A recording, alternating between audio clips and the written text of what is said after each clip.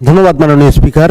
মাননীয় স্পিকার, আমি আপনার মাধ্যমে মন্ত্রী মহোদয়ের কাছে প্রশ্ন রাখতে চাই যে আমার নিজের নির্বাচনী এলাকা নারায়ণগঞ্জ 4-এও আপনারা জানেন যে বুড়িগঙ্গা, শীতলক্ষ্যা এবং ধলেশ্বরী তিনটি নদী এখানে প্রবাহিত হয়েছে।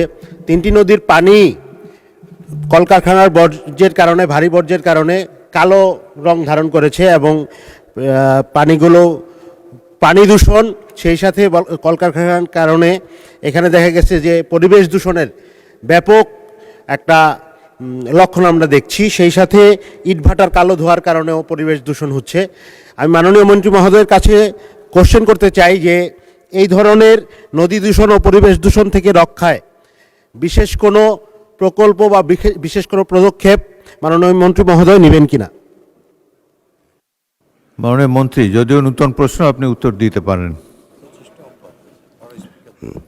মাননীয় স্পিকার, প্রথমে আমি বলতে চাই বায়ু দূষণ ছাড়াও উনি যে পানি দূষণের কথা বললেন, এটা এই পানি দূষণ কমানোর ব্যাপারে আমাদের প্রচেষ্টা অব্যাহত আছে।